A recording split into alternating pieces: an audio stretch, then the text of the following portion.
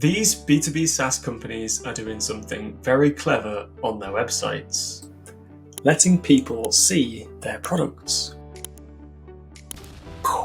They are using interactive demo software to create self-serve product tours that people can access without waiting for a call with the sales team or having to go through qualification processes.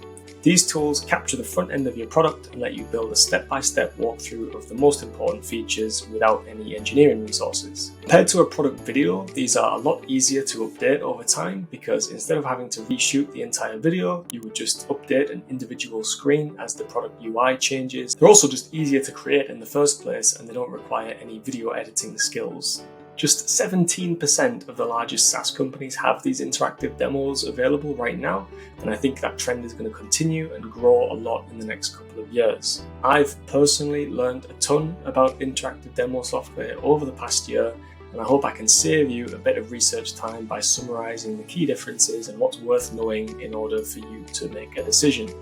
Okay, first we have Navattic. So Navattic is built for marketing teams. It's great for creating a website embed, and it's totally designed to be used by marketers without any technical skills. I should mention now that there are two main ways that an interactive demo software can capture your product. Those are either with HTML and CSS, like the actual code of your product, or via screenshots and videos. So Navattic uses HTML and CSS. And the two main advantages of that are that one, your demos feel more realistic. So if you put a demo made with HTML and one made with screenshots side by side, you can usually tell the difference. And secondly, it's a lot easier to edit each individual screen in the capture. So when you capture code, you can actually click into text, change it, you can edit a chart, you can blur things out. Some of those things are either more difficult or impossible with a screenshot. You can also get some choose your own journey type features in Navattic. The main ones are branching options, so like this example where you can see two different CTA buttons, the user can pick which direction to go in. And secondly, you can also build these checklists, like this example from Mixpanel, and that lets the user skip straight to the feature or workflow that they're most interested in without being forced through all the other ones which might be less relevant. As for integrations, Navattic integrates with HubSpot and Salesforce, so you can create new leads in your CRM. There's also a couple of other notable ones. Segment integration, for example, lets you do more things with your demo engagement data. You can use it to pass that into Mixpanel or Amplitude or whatever analytics tools you're using. There's also Zapier, which unlocks some no-code automation possibilities. For example, you might want to ping an SDR in Slack whenever you have a highly engaged lead. Their pricing is public. It starts from $500 a month, and that includes unlimited user seats, unlimited demos, and unlimited demo views. The thing that does increase the price is company size. So if you have 100 plus employees, you'll be on a higher pricing plan. And there is also a starter plan available, which is also based on employee count. I don't have the full details, but you can ask about it if you book a demo. Supademo is kind of like a lightweight version of Navattic. It comes with a free plan, monthly options, and generally a more accessible starting price, but without some of the bells and whistles, which I'll explain. So first things first, it uses screenshots and videos instead of HTML and CSS capture. And the big advantage of that method is that you can show anything. With HTML and CSS, you might struggle to show something that uses JavaScript functionality like drag and drop. Or if you have a really long, complex workflow, you might choose to speed through it quickly with a video rather than forcing the user to click a bunch of extra times. Okay, so let's talk price. Supademo paid plans start from $29 a month, which is obviously a lot less than Navattic. So let's look at the differences. First, the basics are all covered. You can create your interactive demos, you can share them as a link or as an embed, you can get demo engagement analytics, and you can white label your demos. On the higher pricing tier, you also unlock some cool editing features for overlays and blurs, and you also can get lead capture forms. What are some of the things that make that big pricing difference? Well, I think the main ones are one, integrations. There's no HubSpot, no Salesforce, no Segment, no Zapier, which brings some limitations. There's a couple of features missing, for example, the checklists that we saw with Navattic. There's no unlimited user seats. And lastly, arguably, you could expect less strategic support available simply because the team is less experienced. Now, those are the facts. It's up to you to decide which one might be more appropriate. for your use case. If you don't need everything that Navattic has to offer, then maybe Supademo can provide you the core use case of getting started with interactive demos without the bells and whistles for a fraction of the price.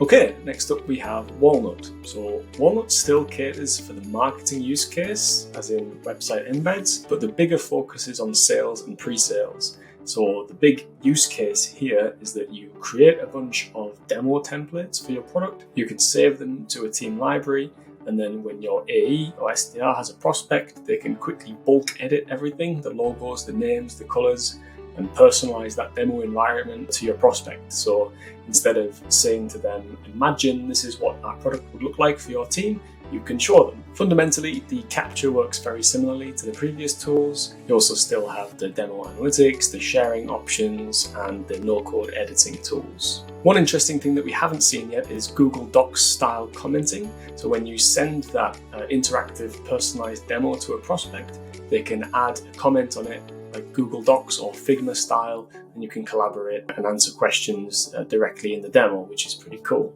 So if your use case is only marketing, it probably makes sense to use one of the previous tools. But if your use case is either primarily sales or you have a significant need for both sales and marketing, then Walnut is probably a good bet. Number 4, Demoboost are a European company, and I would put them in a similar bucket to Walnut rather than the previous two tools. The actual process of building the demos, creating the library, personalizing them, all of that is pretty similar to Walnut, so I will focus on a few key differentiators. The first one is that you can utilize various types of multimedia content within your interactive demo.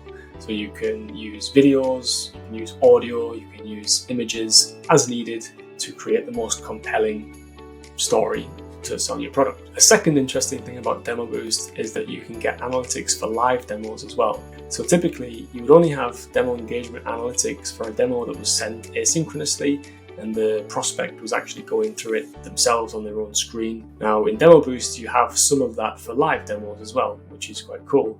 So as a sales leader, you can review all of your different demo templates, you can see the average session duration for each of them, you can see where your AEs are clicking the most, how much time they're spending on each individual section. The third thing is that they're really big on customer success. They've got the most proactive approach to customer success that I've seen in this space so far. On all of their paid plans, you will get unlimited access to the customer success team, and the success team also gets involved even before you become a customer. So right from the very beginning, they will help you to create a proof of concept, to visualize what it would be like to use Demoboost and the expected impact that it would make, and just help you get the most out of it. So if you're looking for a platform that comes with quite a lot of hands-on assistance, then maybe Demoboost is the right one for you. Okay, lastly we have Tourial. So Tourial is more similar to Navattic and Supademo than it is to Walnut and Demoboost in that it's primarily for marketing use cases.